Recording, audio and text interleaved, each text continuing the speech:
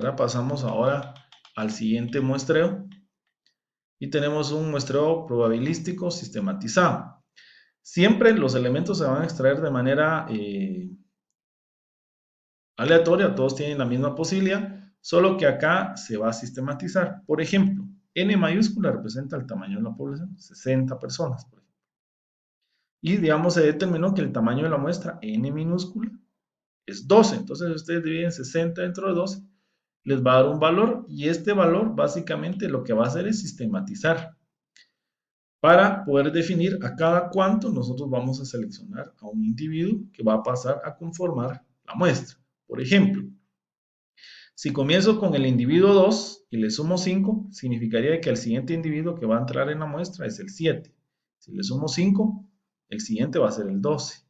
El siguiente va a ser el 17, 22, 27, 32, 37, 42, 47, 52, 57. Si se dan cuenta, los individuos que están en color rojo, aquí tenemos 3, 3, 3, 3. Al final son 12 individuos que básicamente conforman la muestra.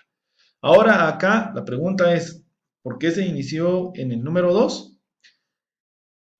Puede ser por criterio del investigador o otra opción sería de 1 a 5 generar un número aleatorio. Entonces, por ejemplo, si Excel me dice que comienzo con el 3, pues comienzo con el 3. ¿Quién sería entonces el siguiente del 3? Sería 8, el siguiente sería 13, el siguiente 18, el siguiente 23, 28, 33, 38, 43, 48, 53, 58. Al final obtendríamos los 12. ¿Verdad? Este también es bastante utilizado, pero si ustedes me dicen entre estos dos, el que más se utiliza es el aleatorio simple. Pero también este es bastante funcional y también en este caso evita cualquier tipo de sesgos porque en teoría pues todos los elementos pudieron haber sido seleccionados. Bueno, ahora vamos a pasar al siguiente, al muestreo probabilístico estratificado. Lo que dice el muestreo probabilístico es que sigue siendo aleatorio, solo que en este caso a veces hay algunas poblaciones que ya tienen por su naturaleza alguna conformación o están agrupados de cierta manera. Por ejemplo, si habláramos de los estudiantes de primer año de la carrera de médico y cirujano, pues podemos decir que están agrupados en 13 secciones, A, B, C, D, E, F, G, hasta la M, por ejemplo. Esta ya es una agrupación natural. Entonces, igual se hablara, por ejemplo, de estratos económicos, como por ejemplo este ejemplo que está acá. El estatus socioeconómico puede ser bajo, medio o alto, esto ya está agrupado. Entonces, cuando nosotros tenemos que seleccionar un tamaño de muestra, la pregunta es, ¿qué cantidad vamos a seleccionar de este estrato 1, del estrato 2 y del estrato 3? Entonces, ¿cómo lo vamos a hacer? Entonces, acá, por ejemplo, dice que el tamaño de muestra para esta población era 384.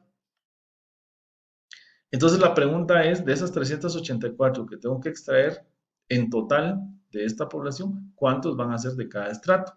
Pues esto dice que se va a hacer de manera porcentual. Regularmente se mide la masa porcentual de cada uno de los estratos y en función a ese porcentaje se extrae. Por ejemplo, aquí me está diciendo de que para esa población el nivel bajo de ingresos, 62.8% pertenece a esto. Entonces, si lo multiplicamos por el tamaño de muestra, lo que me está diciendo es de que de ingreso bajo voy a seleccionar a 241 personas. Me dice que el estrato medio, el 35.4% de 384 va a representar a 136 personas que pertenezcan a este estrato medio. Y para el alto dice que solo representa el 1.8% de 384, que es el tamaño de la muestra, de así. Si sumamos esto, me da 384. O sea que en términos generales podemos decir que el estrato 1 bajo vamos a seleccionar a 241 personas de manera aleatoria. Del medio, 136 personas de manera aleatoria. Y del alto, vamos a seleccionar a 384. Entonces, de esta manera, nosotros podemos explicar el muestreo estratificado. O sea, ya los estratos no hay que armarlos o formarlos. Básicamente los estratos ya existen. Les ponía el ejemplo de los estudiantes de primer año de la carrera de médico cirujano. Podríamos, si estuviéramos haciendo un estudio, podríamos calcular cada una de las secciones, qué porcentaje representan, y en función a eso, lo multiplicamos por el tamaño de la muestra y vamos a ver cuántas personas vamos a seleccionar de manera aleatoria por cada una de las secciones. El total, pues obviamente tiene que darme el tamaño de la muestra que se definió previamente. Este es básicamente el muestreo estratificado. Bueno, el número 4 se le conoce como muestreo probabilístico por conglomerado. Este, digamos, tiene alguna connotación. Y la primera que podríamos decir es de que el conglomerado, en lugar de analizar a un objeto, a un individuo, básicamente vamos a analizar a un grupo de personas. Entonces acá dice que este se emplea cuando la muestra está muy dispersa en un territorio muy amplio, seleccionan al azar un número determinado de conglomerados, o sea, de grupos, y se selecciona una muestra aleatoria al interior del conglomerado. Por ejemplo, que yo les dijera de que mi conglomerado, por ejemplo, va a ser estudiar escuelas de primaria. Entonces la pregunta sería a nivel de Quetzaltenango. Entonces la pregunta es, ¿cuántas escuelas van a haber a nivel primario del departamento de Quetzaltenango? Se me ocurren a mí 1000, se me ocurre. Bueno, entonces suponiendo de que vamos a extraer una muestra aleatoria de escuelas, por ejemplo, yo les menciono la Escuela Oficial Urbana 20 de octubre. Bueno, esa es mi unidad o es mi conglomerado. Pero ahora la pregunta es, dentro de ese conglomerado, ¿a quiénes voy a analizar? Entonces, obviamente, es lo que mencionan acá, que vamos a seleccionar una muestra aleatoria dentro de ese conglomerado. O sea, que a esa escuela, suponiendo de que se determinó que vamos a seleccionar a 30 estudiantes de esa escuela oficial urbana 20 de octubre. Entonces, si se dan cuenta, una cosa es seleccionar el conglomerado y teniendo el conglomerado internamente, vamos a seleccionar a los individuos que van a componer nuestra muestra. Entonces, por ejemplo, si a la hora de determinar que vamos a analizar 20 conglomerados y cada uno de esos conglomerados vamos a analizar a 20 individuos, entonces 20 por 20 significaría 400. O sea que al final 400 individuos son los que se van a analizar, o niños, digamos, de primaria, para cierto estudio en específico donde queremos medir una variable de interés, ¿verdad? Entonces, esta es la diferencia, ¿verdad? En los estratos, en el aleatorio simple, sistematizados, hablamos de una persona o un individuo. En cambio, cuando hablamos por un conglomerado, estamos hablando de un grupo de personas, ¿verdad? Es una unidad de la cual internamente vamos a tener que seleccionar cierta cantidad de individuos, personas o objetos. Bueno, y para terminar, tenemos el muestreo probabilístico polietápico. Era para terminar el muestreo probabilístico. Este básicamente dice que se compone por fases o etapas. La primera etapa dice es seleccionar una zona. Dentro de la zona vamos a seleccionar al grupo. Dentro del grupo vamos a seleccionar la casa. Y dentro de la casa, pues ya vamos a seleccionar el entrevista. Regularmente este tipo de estudios se hace cuando nuestras regiones o nuestras unidades de análisis pues están ubicados en grandes extensiones territoriales y tenemos que seguir una serie de pasos para poder hacer este estudio, ¿verdad? Entonces se me ocurre, digamos, si fuera un estudio aquí en Quetzaltenango, pues podemos seleccionar ya sea área rural, área urbana, por ejemplo, podría ser mi primera etapa.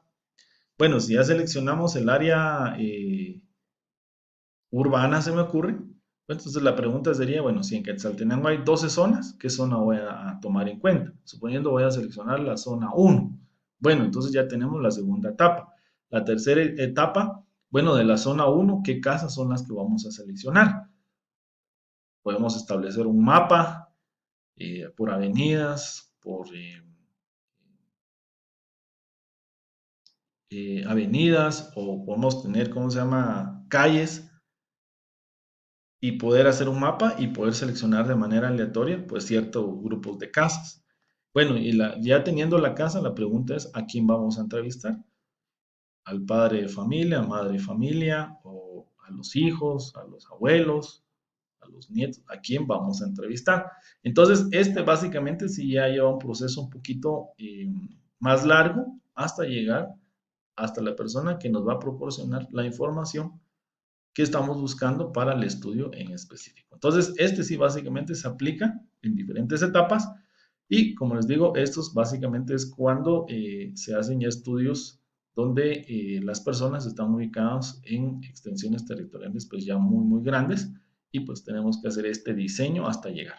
No se nos olvide de que sigue siendo un muestreo aleatorio, lo único que lo vamos a ir desarrollando por etapas. Muy bien, entonces ahí terminamos los estudios probabilísticos y ahora vamos a pasar al muestreo no probabilístico.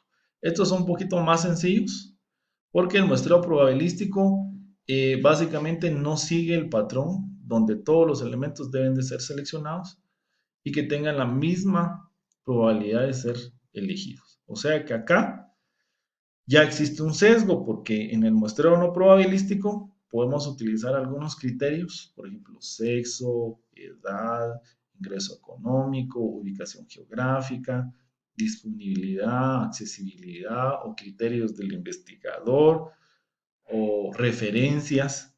Utilizamos otro tipo porque no nos funciona el muestreo probabilístico. Entonces se utilizan otras técnicas. Solo vamos a aclarar de que en el muestreo probabilístico los resultados que obtengamos a través de la muestra no se pueden generalizar para la población. Esa es una de las limitaciones. Regularmente se utiliza para estudios exploratorios, eso es, estudios exploratorios, o lo vamos a utilizar para estudios cualitativos, ¿verdad? Con un enfoque cualitativo donde nos interesa es básicamente describir ciertos fenómenos, tratar de explicarlos, recolectar opiniones, recolectar de repente experiencias, historias con respecto a un fenómeno en específico y nos vemos en la necesidad de utilizar un muestreo no probabilístico. Como les comento, este tipo de estudios estas técnicas no se utilizan para estudios clínicos. Regularmente se utilizan para las ciencias sociales eh, o políticas, otro tipo de estudios, ¿verdad? Donde los resultados no necesariamente se pueden generalizar. Esta es una de las desventajas, pero también son técnicas que son usuales y que en algún momento se pueden utilizar, ¿verdad? Son válidas, digamos, desde el punto de vista de la teoría de muestreo.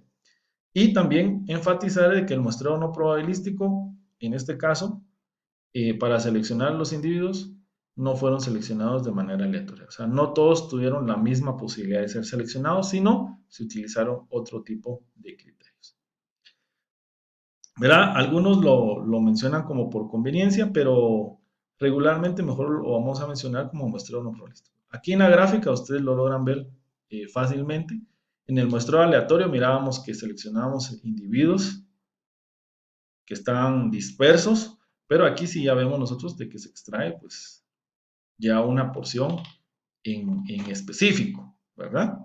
Entonces, el primero, el muestreo por conveniencia.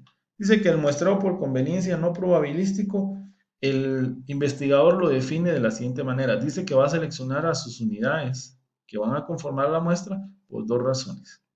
Dice que lo va a seleccionar por la proximidad o por la accesibilidad que tiene a los individuos.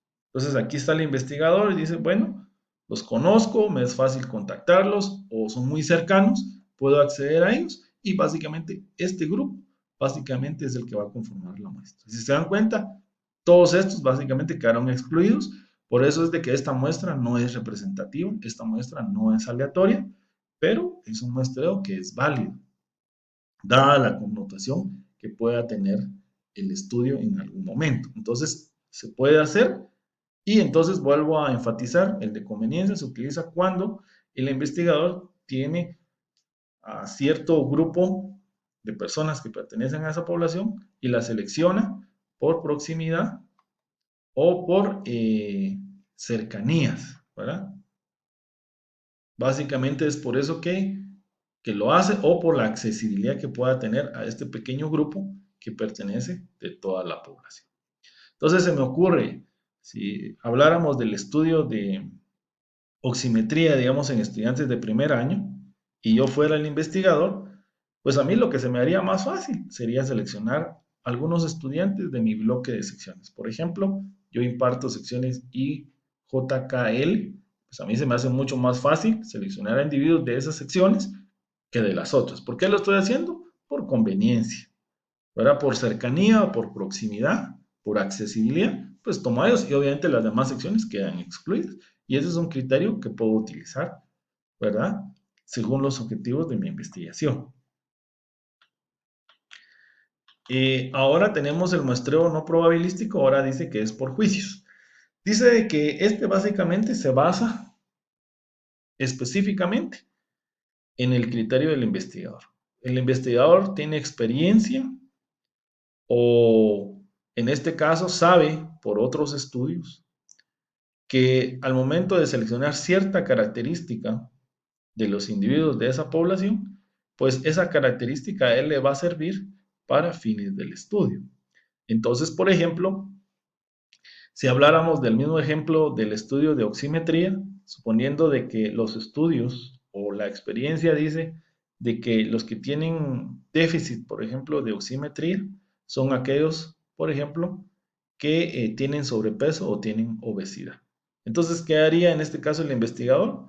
Pues el investigador lo que va a hacer es de que va a calcularles el índice de masa a los estudiantes y todos aquellos que tengan sobrepeso y obesidad van a entrar a ser parte de la muestra. Y a ellos básicamente se les va a medir el nivel de oxígeno en sangre, por ejemplo. Entonces, si se dan cuenta aquí ya, el investigador, según su juicio, según su criterio, su experiencia, o lo que dicen otros estudios, pues ya buscó un rasgo en específico de esas personas. Por eso es de que en el gráfico ustedes ven que él selecciona de una manera específica a los individuos que van a conformar la muestra. Este también es otro muestreo bastante utilizado y que pues básicamente puede aportar información válida para nuestro estudio. El número 3 del muestreo no probabilístico se le conoce por cuotas. Este dice que es algo similar al estratificado, pero la diferencia es de que aquí al momento de seleccionar a los individuos no se hace de manera aleatoria. ¿Y por qué por cuotas? Porque puede hacer que mi población esté segmentada otra vez por estratos. Como les decía, los estratos ya son estructuras predefinidas y que se han hecho de manera natural, como por ejemplo lo que les mencionaba en primer año, ahora que tenemos secciones A, B, C, D, cada uno es un estrato. Y entonces, si volvemos otra vez al ejemplo de que vamos a medir el nivel de oximetría en estudiantes de primer año, y suponiendo que lo quisiera hacer no probabilístico, utilizando la técnica por cuotas, pues podría establecer, decir, bueno, vamos a seleccionar a 10 estudiantes de cada una de las secciones de primer año. Si son 13 secciones, por 10 quiere decir que voy a tener a 130 individuos que van a conformar mi muestra. ¿Cómo lo puedo, cómo puedo seleccionar a 10 estudiantes, por ejemplo, por sección de 60? Pues lo puedo hacer de manera voluntaria, ¿verdad? Puedo decir, bueno, quienes desean participar o puede haber otra mecánica, pero no necesariamente va a ser aleatorio. En este caso se va a utilizar pues otra, puede ser que los primeros 10 estudiantes que estén sentados en las filas o los primeros 10 que manden un correo, digamos, mostrando interés en participar, pues esos son los que se van a tomar en cuenta. Pueden haber muchas formas, pero aclaro, no se hace de manera aleatoria. O sea, de cada estrato vamos a seleccionar una cantidad fija. Esa cantidad fija dice que la establece el investigador. Yo les dije 10 estudiantes, pero el investigador puede decir, considero que con 5 estudiantes es suficiente. 5 por 13 van a ser 65 estudiantes por cuestiones de tiempo, por cuestiones de costo, pues esta muestra es suficiente, ¿verdad? Solo que entendemos que los resultados de esa investigación no se pueden generalizar para la población, pero ese estudio sí puede servir como base para estudios posteriores, donde ya podamos hacer estudios con muestras probabilísticas y ahí sí podamos pues ya generalizar los resultados de esa investigación. Bueno, y tenemos ahora el muestreo por accidente, se le llama accidental. Este muestreo es bien interesante porque este muestreo básicamente se le conoce como accidental o causal y este básicamente no, el investigador no define un patrón en específico de quiénes son los que van a conformar su muestra. O sea, no se utiliza ni un criterio por conveniencia, por proximidad, ni tampoco por juicios específicamente que él pueda, o por estratos que él pueda definir y decir, bueno, cuántos va a extraer, sino básicamente esto es la cantidad de personas que puedan entrar en un momento específico y en un lugar dado a conformar nuestra muestra. Por ejemplo, volvamos al ejemplo de niveles de oximetría en estudiantes de primer año. Si yo quisiera emplear, por ejemplo, un no probabilístico y que fuera por accidente, pues bien podría venir y ponerme, digamos, a la entrada de un módulo de los edificios de medicina, ya sea económicas o de derecho, y entonces decir, bueno, voy a tomar en consideración todos aquellos que vayan ingresando, yo les voy a ir preguntando, fíjense que tenemos un estudio, ustedes desearían participar y todos aquellos que me digan que sí, pues van a entrar a conformar mi muestra. Estamos en un lugar, en un tiempo específico, y todos aquellos que quieran participar, pues van a conformar mi muestra. Esto se puede hacer mucho, lo hacen para otro tipo de disciplinas en marketing, por ejemplo, se van a un centro comercial, comienzan a hacer encuestas y básicamente pues todas las personas que entraron ese día, en esa hora y que estaban dispuestos a participar, pues se tomaron en cuenta. O sea que no cumplían ciertos criterios en específico, sino básicamente los que en ese momento y en ese lugar pues pudieran participar en la investigación. ¿Verdad? Este tal vez es el menos recomendado porque realmente no se sabe qué características van a tener las personas que van a participar dentro del estudio, ¿verdad? Pero también es una técnica que se puede utilizar, digamos, para hacer estudios exploratorios. Saber la opinión de las personas se puede utilizar mucho, ¿verdad? Para hacer como que una perspectiva muy general, pero como les digo, los resultados no se pueden extender hacia la población. Y el último que vamos a explicar se le conoce como muestreo no probabilístico y muy comúnmente como bola de nieve, se le conoce a este. Entonces, este de bola de nieve es otra técnica que nos permite extraer individuos, solo que dice que este se utiliza por ciertas características. A veces dice que es muy difícil accesar a los individuos, poderlos ubicar. A veces se utiliza mucho en poblaciones marginales o personas convictas o personas que están o pertenecen a cierto grupo donde es muy difícil realmente poder accesar y poder hacer una entrevista o una encuesta, dependiendo de lo que se esté buscando. Entonces, ¿en qué consiste la bola de nieve? Pues si nos imaginamos una bola de nieve, eh, se comienza a formar y tiene un tamaño pequeño y conforme avanza, pues se va agrandando, pues básicamente esto es lo que pretende esta técnica. El investigador ubica a un grupo muy reducido de personas que tienen la característica de interés y luego estas personas que tienen esta característica de interés pueden referir a otras personas. Entonces el investigador básicamente va ubicando a otras personas, aquí lo vemos gráficamente, ¿verdad? El primer contacto pues refirió a dos, este segundo contacto ya refiere a tres personas, este solo uno, y básicamente nuestra bola, se podría decir, o nuestra masa muestral, pues sigue creciendo. Esto es básicamente lo que representa la bola de nieve. Esto, como les digo, se utiliza mucho para estudios a nivel social, socioeconómico, donde es muy complicado a veces poder predefinir de antemano quiénes son y dónde están ubicadas esas personas. Entonces, por ejemplo, a mí se me ocurre hacer un estudio sobre caracterización sobre personas que han sufrido violencia sexual, por ejemplo. Es muy difícil realmente poder venir y accesar a ese tipo de población. Más seguramente usted tendría que ir a la Procuraduría General de los Derechos Humanos o al Ministerio Público o a un hospital, por ejemplo. Y obviamente tal vez ahí podamos tener acceso de algunos registros, llamar a esas personas y tal vez esas personas pertenecen a una liga o a una asociación donde pues probablemente conozcan otras personas que han pasado por las mismas circunstancias y entonces ya nos pueden ir haciendo una referencia.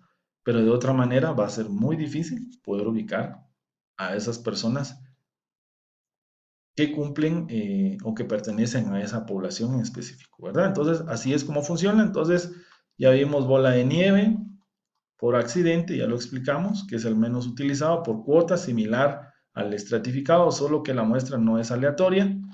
Vimos el por juicios, donde el investigador establece un criterio en específico, según su experiencia o según otros estudios, de quiénes son los que van a conformar parte de su muestra. Y vimos el de conveniencia, que era por proximidad o accesibilidad a ciertos individuos que conforman la población y básicamente ellos van a conformar la muestra. Regresamos con el muestreo probabilístico politeápico, que se hace por diferentes fases, pero es probabilístico. El conglomerado dijimos que no representaba un individuo o una persona, sino un conjunto de personas. Poníamos ejemplos de si selecciona una escuela, quiénes van a ser dentro de esa escuela los que se van a entrevistar, o si hablamos de un hospital o un CAP, por ejemplo. Bueno, quiénes se van a entrevistar o quiénes van a conformar, se van a tener que seleccionar internamente. El estratificado, habíamos hablado de que regularmente las poblaciones ya tienen ciertas agrupaciones que se han dado de manera natural. El investigador no las establece, sino ya están dadas y tiene que establecer entonces qué cantidad de la muestra va a entrevistar o encuestar de cada uno de esos estratos. Vimos que se hace regularmente de manera porcentual según el estrato porcentual que representa dentro de la población y de el sistema, perdón, el muestreo probabilístico sistematizado, que habíamos dicho que del total de la población se divide entre el tamaño de la muestra y eso nos da un valor y básicamente ese valor es el que se va sumando de manera progresiva para ir seleccionando los individuos dentro de la población hasta tener el tamaño de muestra deseado, que en este caso era 12, y el más sencillo que habíamos dicho, aleatorio simple, donde explicamos en Excel cómo generar números aleatorios, y esos números aleatorios nos permiten ubicar a las personas dentro de un listado, y esas personas son las que van a conformar la muestra básicamente, y nos servirán para obtener la información de nuestro estudio. Muy bien, entonces hasta ahí creo que dejaríamos el tema acerca sobre muestreo, las definiciones de muestreo y las técnicas de muestreo que son muy usuales. En una próxima clase estaríamos viendo las fórmulas de cómo determinar el tamaño de la muestra. Yo les agradezco bastante por su atención y espero que esta clase pues sea de utilidad y les permita poder comprender de una mejor manera el muestreo y su importancia dentro de la investigación. Muchas gracias.